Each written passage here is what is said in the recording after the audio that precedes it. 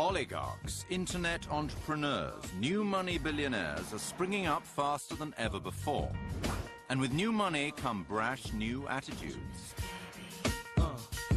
Wealth now doesn't mean 40, 50, 60 million. It means in the billions. Generation hyper-rich has arrived. It's kind of blingy and more out there than it used to be. It's like, you've got a 300-foot yacht, oh, but he's got a 500-foot yacht. Now you've got status anxiety. You have the old money versus the new money. The individuals spending here, there and everywhere on everything bling and everything showy. Billionaires are the new celebrity. And just like celebrities, many new money billionaires are not afraid to be seen to be extravagant, and they want grand, iconic toys that scream, "Check me out." Seems they've checked a box which says yacht or plane or stud farm or mini stately home. If they have no background of being rich or not the etiquette or the finesse, I think it can become very, very stressful. Well, there is a disorder now that they've coined, is called acquired situational narcissism. Middle-class people, just like you and me, who become billionaires overnight. They're becoming, obscenely vain and drunk on their own self-importance. They want to show that they belong. So that's when people start competing amongst, who's got their children at the best schools, who's got the more expensive handbags, who's got the prettier wife, who's got the better-looking children, which is an awful thing to say.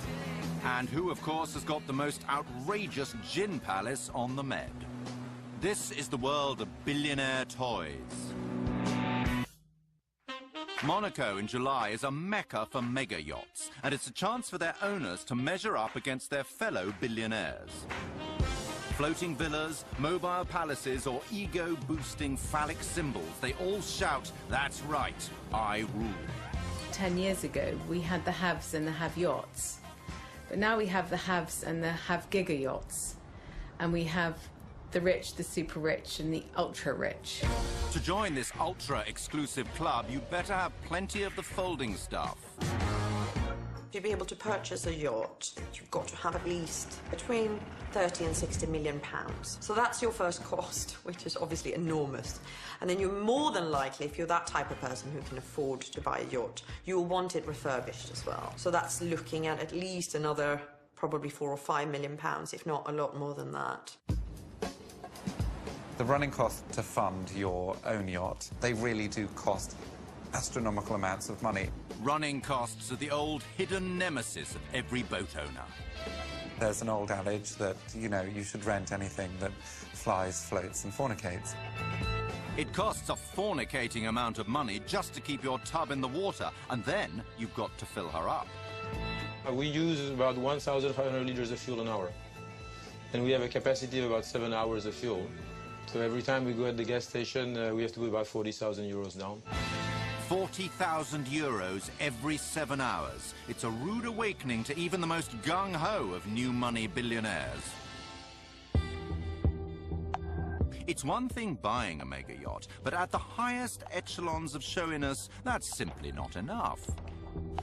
What sets the hyper-wealthy apart is their ability to build a new yacht to their own specification. And when you're that rich, you can have whatever you want. Well, within reason. We had one client's wife who was wondering whether we'd keep a pony on a boat for her daughter. The idea was to have an exercising turntable at the back of the yacht on the aft deck. But they weren't embarrassed to ask the question. They thought it was a reasonable question to ask. Well, I think it's fair to say they live in a totally different world. They are increasingly living in a bubble. And I suppose the ideal lifestyle for a member of the super rich is James Bond crossed with the Bond villain. We also had a client that wanted to have a shark tank, like a swimming pool but with sharks in it. Well, the swimming pool would be half shark, half human, with a glass wall between the two. Again, I didn't think that would be very kind to the sharks. Employing specialist naval architects like Ed Dubois or Tim Haywood doesn't come cheap, and that's just the point. No one needs a yacht. It's the very last thing you need, actually. If you want to see your money actually just vanishing into thin air, you buy a yacht. Why not? If you're worth 8 billion, and you spend 300 million in a yacht, it's not a lot of money. Every super yacht is a one-off creation, designed and built with extraordinary craftsmanship. I think of them, I hope it's not sacrilegious, I think of them almost as being today's cathedrals. The cathedrals of the Middle Ages were the most sophisticated things on Earth. I think now yachts are. Amel's shipyard in Holland is where nautical dreams come to life. British yacht designer Tim Hayward has come here to see his latest beer moth take shape. It is remarkable to see this boat today, having spent the hours drawing it. It's a 66-metre yacht built over 3 tiers, and the price, well, eye-watering. On average now we talk about kind of €1 million a metre. Yes, that is indeed around 66 million euros just for the build. The whole of the outside is hand sanded, the whole thing. You know, the paint job alone for that boat is going to be €2-3 million. And that's just for the outside. For the interior design, he'll spend many millions more to furnish his fantasy. They want the latest gadget, but they want them for things out in films. They want that awful expression, the James Bond factor. They want all those sort of wow things. Unreal life made real. So the big TV screen is there. So if you want to have everybody on the big long sofa watching a movie, you can do it like that. On the other hand, if you want to look outside, you can turn the whole thing back again. So money really does make the world go round. Finally, you're ready to weigh anchor and get showy. A yacht is for every owner a weapon of show-off. They want their yacht to be the biggest. And it causes them genuine pain when some other dude's yacht comes in and it's bigger than theirs. They feel they've failed, even though they've got an enormous sized yacht. These boats are, you know, how big do you want it? I mean... It's a status thing, I think. I think it's much more sexually driven than that. I think it's all rather silly, but whatever. There will always be someone else with a bigger yacht than you. I mean, I know there are a couple of fashion billionaires. When their yachts were together in Saint-Tropez, literally the other screamed across the water, "Mine's bigger than yours, mine's bigger than yours." It's a bit of a cockfight. Well, let's see those nautical cocks and get fighting. Here are the world's current top 5 giga yachts. At number 5, Topaz weighs in around 12,000 tons and stretches 147 meters. At number 4, Al Said, built for the royal family of Oman, measures 155 meters, accommodates 70 passengers and 154 crew members. Dubai, at number 3, was originally commissioned by big-spending Prince Geoffrey of Brunei. In 1996, construction ground to a halt due to lack of funds. 5 years later, Sheikh Mohammed bin Rashid Al Maktoum finished the job in style. It's estimated that Russian oligarch Roman Abramovich's Eclipse cost him nearly $1 billion. Rumored to have its own intruder detecting system and anti-paparazzi laser shield, it's just the ticket for a Roman holiday. Once the biggest yacht in the world, it shrank in 2013 when an even bigger fish splashed into the pond. Launched in April 2013, Azam is this year's top of the yachts, and most yacht spotters reckon it's the plaything of the Emir of Abu Dhabi. This 94,000 horsepower vessel travels at more than 30 knots, which makes it not only the longest, but the fastest super yacht in the world. Coming up, Playtime in Paradise, the ultimate high-end toys for new money billionaires left out in the cold.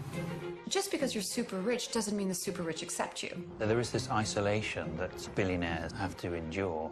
And staffing the super toys billionaire style. If you're a size 12 to 14, it's very difficult to do your job. The last thing they want to see is somebody that's frumpy. Newly made billionaires have got it bad. Decked out with brand new showpiece toys, they're finally into high society, except it's not necessarily the nirvana of their dreams. A billionaire spends his whole life trying to accumulate wealth to escape society. And then when he gets there, he spends his whole time trying to re-ingratiate himself back into society. There is this isolation that billionaires have to endure. Just because you're super rich doesn't mean the super rich accept you. Because the pecking order amongst the super rich is quite stratified. So on the top of the super rich league are the extremely well-educated, well-spoken, art enthusiastic sophisticates. They do not feel that they are the same as the next super rich guy who owns 3 yachts but can't pull a sentence together. Your new old money pals don't deem you worthy, so what do? You head back to your trusty friends from the good old days. I mean, the idea that, you know, you've been invited on someone's yacht, yippee.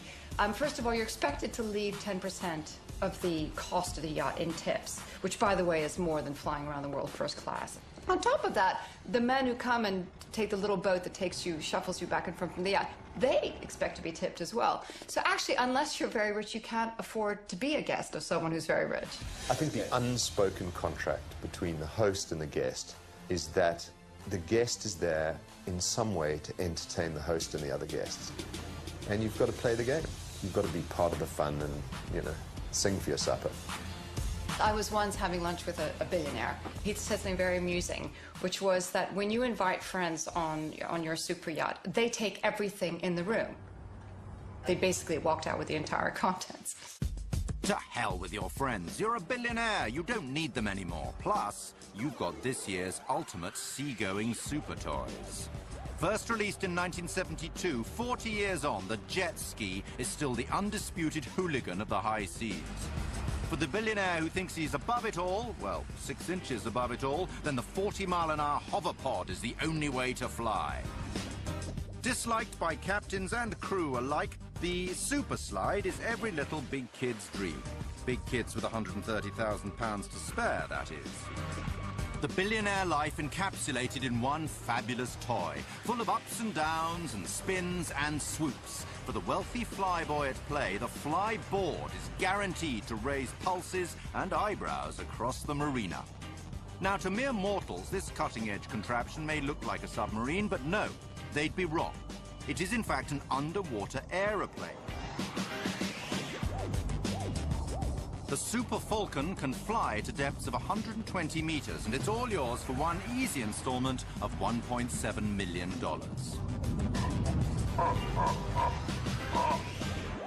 But even underwater soaring can become boring eventually, and at this point, the lonely new money billionaire looks to his household for company. So they end up having to invite their members of staff, you know, mostly their decorators or designers, their personal chefs, to spend the holidays with them. But of course, it's always on their terms. And servicing this whole billionaire staff knees up, yet more personnel are brought in to cater for all on board. The last thing they want to see is somebody that's frumpy. They want somebody who's young, vibrant, attractive. She needs not to be oversized, because if you're a size 12 to 14, it's very difficult to do your job in a correct manner. You hear all sorts of stories of stewardesses and captains, to be very honest, as well as stewardesses and owners. I think it's quite a common trap for girls to fall into. Those stories tend to end with the stewardess being on the streets, to be honest, and losing her job. But of course, it's not just the stewardesses and, let's be fair, stewards servicing the boat-bound billionaire. A whole industry caters to their demands. And in Cannes, expats Ellen and Gabby have set up a fruit and veg business, catering to the appetites of the super rich. This is our fruit and veg fridge, and all our fruit and veg is prepared at temperature, well, at a constant temperature. Bonjour. A client one day asked us to send her some papaya fruit down to Sardinia, so we had to charter a private jet just to put the fruit on board. The pilot wasn't too happy. We actually get asked to send our fruit and veg to the Maldives. Where have we been? Seychelles, yeah, the Caribbean. So we send a lot in winter. We export a lot. Oh, morning, Shushu! Oh, yeah. We have a lovely in-house florist called Shushu. He's divine. He just does, he'll bend over backwards to help you. Literally. I love my job. Yes, of course. 26 years I make this job. Yeah. He's really lovely, and the boats adore him. He goes onto the boats, he'll talk through with the chief stewardesses, and he also comes on board some of the yachts with us and places the flowers on board for them so the girls don't have to do anything. Every time I'm very happy. As party planners to the hyper-wealthy, Heidi and Bruno are accustomed to providing immediate gratification to some of the world's most demanding guests. Mega yacht owners, when they decide to organize a party, it's last minute. It's always last minute. The team is the key, and they do work under pressure, and they know his style, which can get a little erratic. Céline, comment que ça se fait que je suis pas au courant de ça? Moi, je lui mets tout sur un tableau écrit. T'as un problème, je te le dis que t'as un problème. T'es un fou, t'es un fou. Attends, tu savais qu'il fallait que tu sois là-bas à 2 heures et t'es encore là? Mais c'est des malades. Non, mais ils vont pas bien, ils vont... The pressure is on as Bruno and Heidi prepare a huge boat party fit for a princess. 21-year-old. She's having a birthday party. She expects a lot. She's pretty demanding. Well, the whole family pretty demanding. Red party. Red. Their Russian client wants a 6-course dinner with fine wines for 30 guests. They've insisted on a top DJ from London, dancers from Paris, and fresh lobsters from the bottom of the sea, all to be on their yacht by 8 p.m. this evening. They are not leaning towards French cuisine. They're looking for good quality, fresh, and they do tend to have a lot of courses, and meals do tend to take a long time. The Russians might not say bon to French food, but vino is a definite oui. This one is a cuvée very rare. It's from Champagne Blanc de Blanc, vintage 2002. And this is a real gold label. And champagne, it's the top cuvée from Roderer. It's a crystal, but pink, which is quite rare. But for the big occasion, it's the one we suggest. We try to help them to spend but their often money. we have to be expensive for them to understand, for them to want it. If it's not expensive, they won't want it. We have something interesting that we use a lot for our clientele on the boats. This is the best seller. It's real gold on it. It's very nice. Suddenly there's a problem. The DJ is stuck in the UK. C'est pas un problème l'avion. C'est pas grave. Ils prennent un autre avion. C'est pour ce soir. Mais il faut absolument... Ils sont coincés, ils ont perdu les bagages sur le transit de Beyrouth. Les bagages, ils retrouvent les bagages à Roissy. It's the DJ from London, the one we always have. Il y a tous les télétrons dedans. Okay. How much is it for a private flight? Have a look. Demande le prix It has pour... to be him. It can't be anyone else, nobody else. And what about the dancers, the 5 dancers from Paris? Are they still coming? Raoul? Je pense que tu peux trouver un... We had one client who arrived with her baby and was going to her super yacht, and she forgot her baby monitor. Doesn't seem like a problem to you or I, but we said we will go and buy. No, she didn't want a bought one. She wanted her own. So I had to charter a jet to Moscow to get her baby monitor. The baby monitor arrived, and life continued. 4 hours till deadline, and now it's all hands on deck for a mad dash down the coast to the client's boat. Go, go, go. Pressure, the boat's going. Everything is packed. Now, next stop, Monaco. I feel really at my best when I feel that pressure. It's like a drug. Here we are in marvelous Monaco. The boat is here. We only have a small window of time where we have to get everything on board before it leaves the quay. All very exclusive, all very private, and all surrounded by bodyguards. It's a very discreet industry. In a funny way, these boats are so showy, it sort of contradicts everything that they want to be. So we have to keep it low-key. We arrive, we install, we exit, and wait for the next project. Coming up, not content with peer pressure at sea, competitive billionaires head for the skies. When somebody feels good about spending their money, there is no limit to what you'll spend. It's very, very addictive. So once you start flying private, you will never stop. And the big thing now is you have your own Airbus with a bedroom, with showers, with a gymnasium, and probably there's probably a golf course in it now. To the outside world, the billionaire lifestyle is one of endless pleasure. They have yachts and they have private jets, but flying toys, like all fabulous playthings, are only for the deepest of pockets. Price could be anywhere from $3 million to $100 million. Have operating costs that run anywhere from about $1 million a year to about $5 million a year, depending on the size and how much you use the airplane. If you're flying in a private jet, that sets the scene. It's an unspoken sentence. I'm for real, I've got money, I can get the deal done.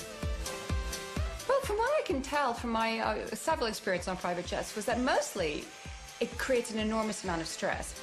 I was once flying back from Czechoslovakia and I was offered a lift by this billionaire who had his plane to himself and was being very kind to the rest of the guests and said, I'll give you a lift back. Well, all the people who took British Airways got home in 2.5 hours, and sort of 4.5 hours later, we were still circling around Gatwick. At least when billionaires are delayed, they're not stuck by the loos with their knees around their ears. To the high net worth traveller, flying is a world of private airports and personal service where they are the only customer.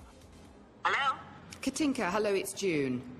Hi, June, how are you? I'm good. Just checking that you're on your way and the traffic's okay and everything's fine. Everything is fine. We should be there in about 15 minutes. Fantastic. Well, I'm here, I'm ready, the plane is in position, so we're just waiting for you en route to arrive. It's June's job to care for her customers' every creature comfort.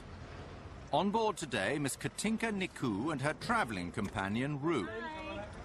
The Rottweiler who was born with a silver spoon in his jaws. Hi. It's very, very addictive. So once you start flying private, you will never stop. Giving up that private jet, that's the hardest thing to do.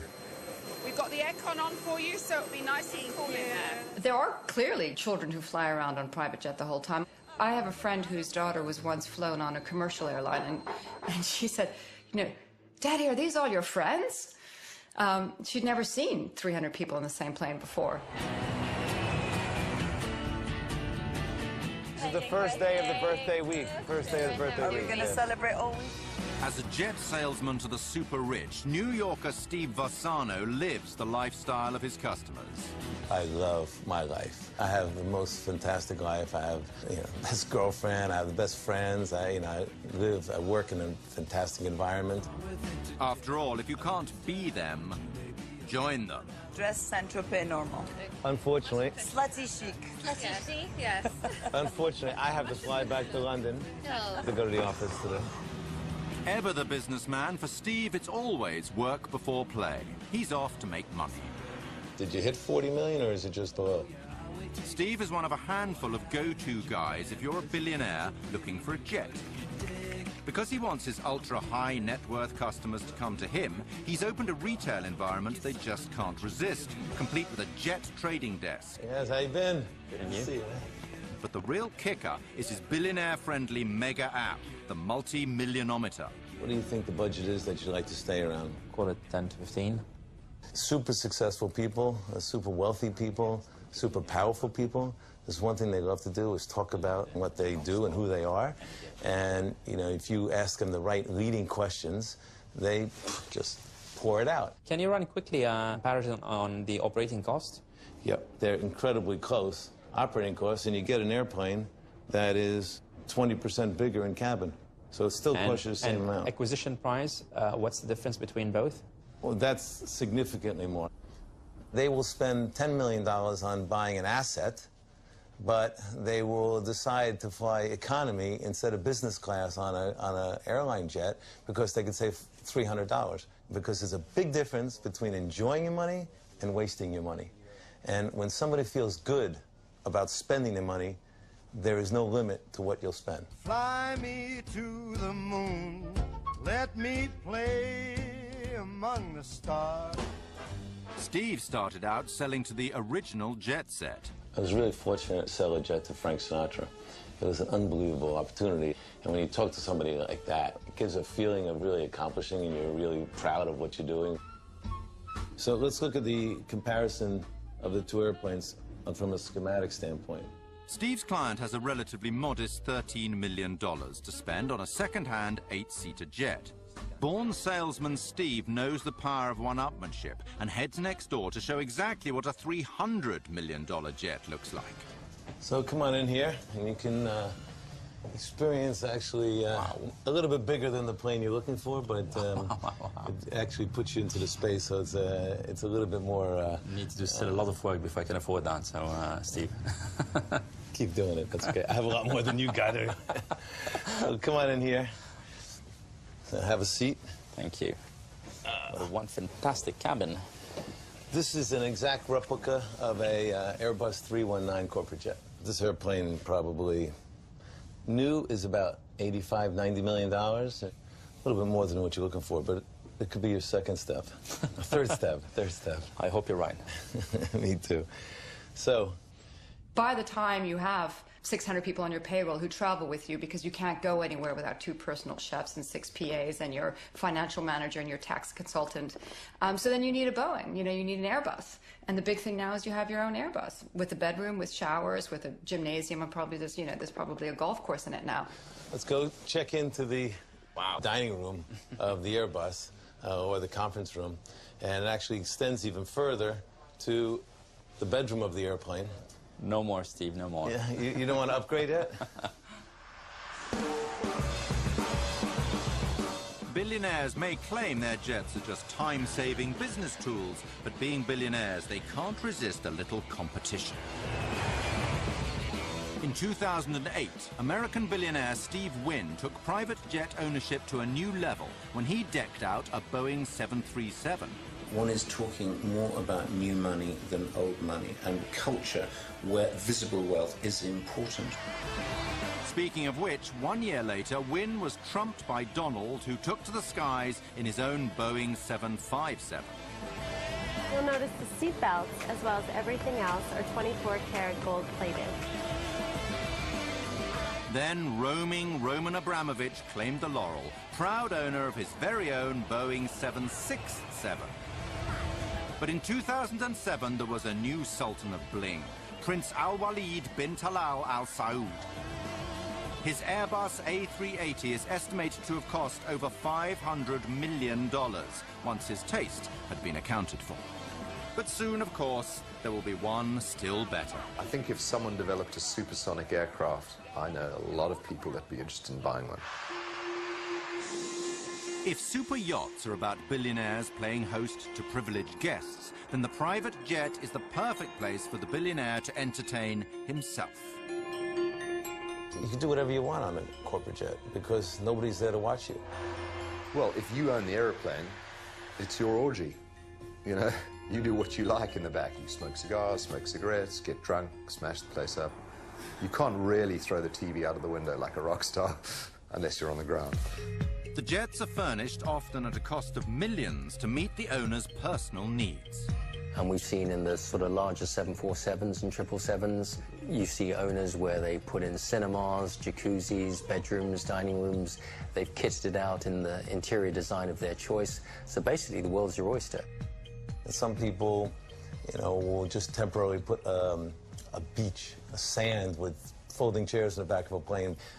Some people from the Middle East will have a chair that's always on a magnetic compass that points to Mecca. But pilots must beware indulging the owner's every whim. The consequences can be fatal. And there is a story, true, of a boss of a big company who told his pilots he could not be late for dinner, and they had to land. And they missed the runway, crashed, and everyone was killed. Coming up, billionaire competitiveness gets out of hand. Confessions of a car collector. This is a ridiculous addiction. And chaos in Knightsbridge.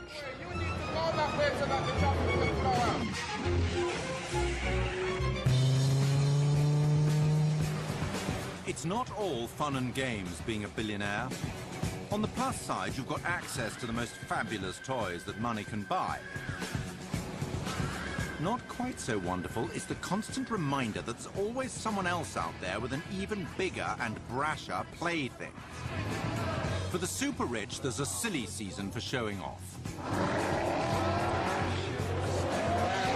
August.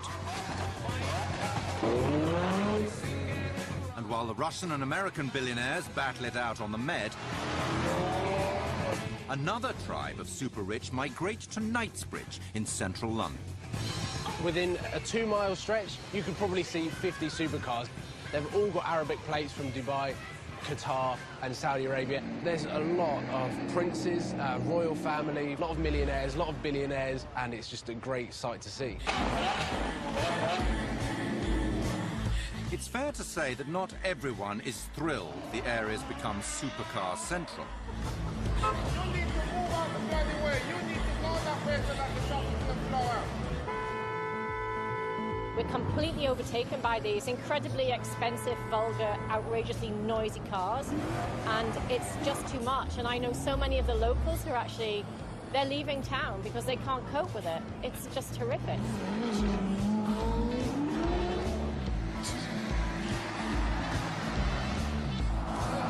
It's a testosterone-fueled showdown as very rich young men race very expensive fast cars in a battle to win over the admiring hangers-on. For many, it's about pulling power through astonishing horsepower. Between supercar owners, there's a lot of competition, so it's always a case of who can get their car featured on Instagram, Facebook, Twitter, YouTube more, and how many hits they can get. So you'd literally get girls coming up to the car and being like, hey, like, what are you doing, kind of thing. I've seen one red Lamborghini have a number written on in lipstick on the windscreen. I'm friends with a few of the supercar owners, and they do appreciate kind of the attention they get from girls. I think the car is pretty good looking, very aggressive, so I like showing it around. We have Maseratis, we have McLarens, we have a Camaro, we have a GTR. We can show off as much as we like, create some noise.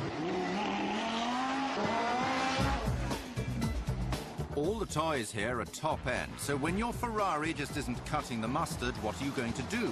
Well, like Riyadh here, you have it painted gold, of course. It's quite expensive, but it's cool. Finishing was amazing, so I just love it. Not the shyest of multimillionaires, Riyadh just likes to see his golden gas guzzler fawned over by the adoring masses. It's cool. I like seeing people smiling, entertaining people when they see the gold, so it's awesome, you know. And if anyone were to suggest it's perhaps just a little bit over the top... I'm 5-time world champion in kickboxing. I'm originally from Iraq, but I live in London. You know? These tricked-out meme machines have become bigger celebrities than their multi-millionaire owners. Trending online is the Tron Lamborghini. And putting the austere in steering wheel, the velvet Ferrari. You do see a lot of personalised cars that have their own initials in the headrest, they have their initials on the car, and they really make it their own car. I had it wrapped and detailed exactly as I wanted. It was originally silver, but I had it done white with like the black and red detailing and the wheels and all that. Brand new, it was just over 100 grand, but now it's probably about half that. Oops, even for the super wealthy, spending heaps of money to make your car less sellable, but you more attractive, well, it's an expensive way to go about the mating game. And not everyone is after a kiss and a £250,000 lift home. Billionaires beware British bobbies and their weapons of mass humiliation.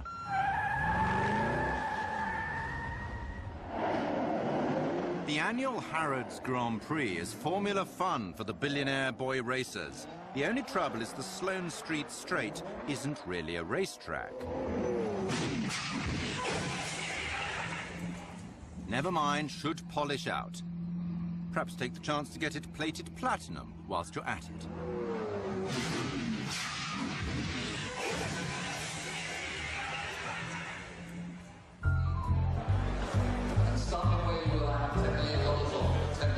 For For the billionaire who prefers to marvel rather than mangle, there's a far less physical pain to be borne in high-end motor acquisition. If you want the contents of your garage to trump all competition, you must suffer the pain that hurts the hyper-rich deepest, the pain of becoming significantly poorer. It's August 2014, and the bids for this car, a 1962 Ferrari GTO, are increasing by $1 million a pop. 29 million, 30 million I have. The world record for the most expensive car ever sold at auction 34,500,000 is about to be broken. $34,650,000. Last chance. You own the car. The mystery phone bidder has agreed to pay $39 million. That's £23 million for the Ferrari. It's a new world record and a huge sum to swallow. There is no doubt that it's very simple to track the results of auctions over the last 3 or 4 years, and one can see very clearly how the values of these cars have been shooting up and up and up.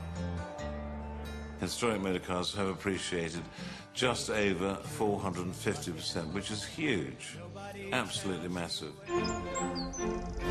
Blenheim Palace, Oxfordshire, and a high-end classic car auction has once again brought out the hyper-wealthy big hitters. 150 new money, 160, 170 here in the room. Classic car auctioneer Chris Routledge is familiar with the new breed of big money buyers. There are some clients who will be quite nonchalant and will say, buy it. And that's an open-ended instruction to buy it. And if you've got another competing bidder who equally has an open-ended instruction to buy it, you do get fireworks. At 50,000, now 52. For the ultra-high net worth toy consumer, the competitive irritation of being pushed to astronomical bids by others equally determined is somewhat offset by a rather wonderful tax loop now working in their favour.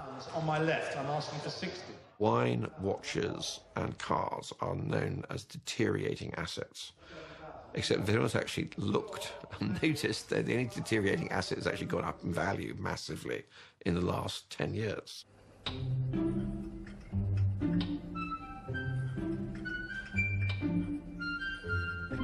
But car collecting is not without its snags. Paul Bailey owns one of Britain's most valuable collections of supercars.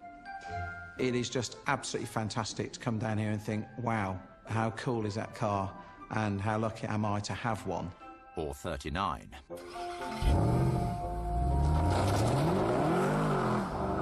For Paul, when it comes to hoarding rich list runarounds, well, more...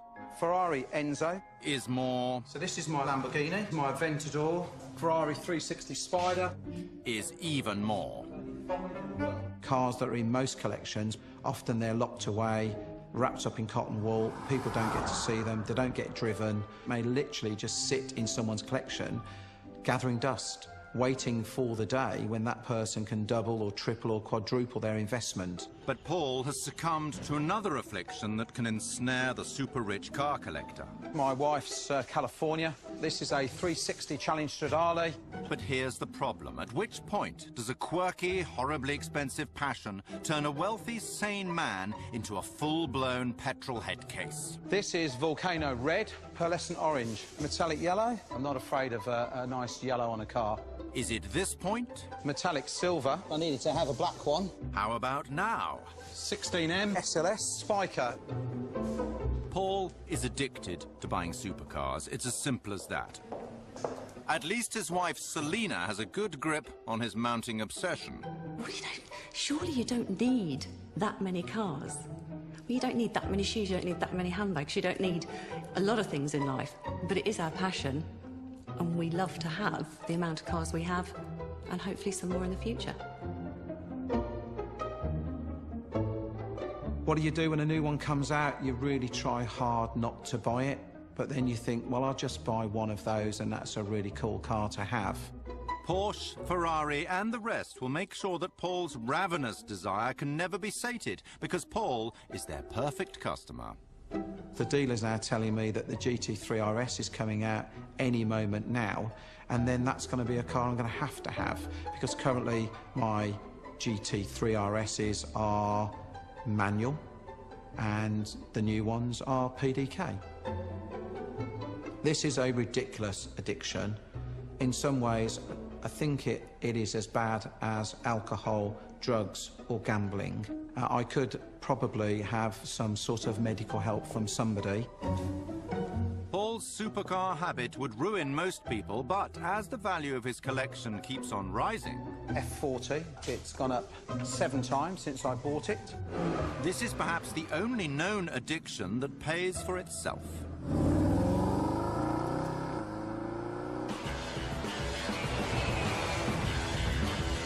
In the end, every toy has its day.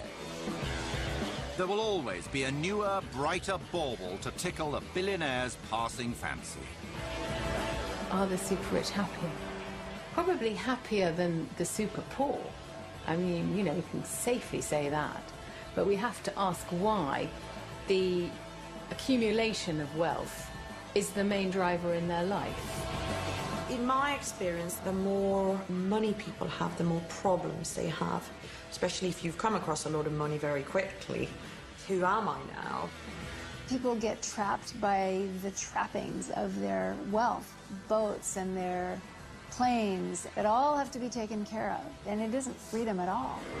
I think the very, very rich have always had something to prove. The thing that's pushing them forward is probably insecurity, making up for something their dad once said to them, some need to fulfill some desire to prove something to the world.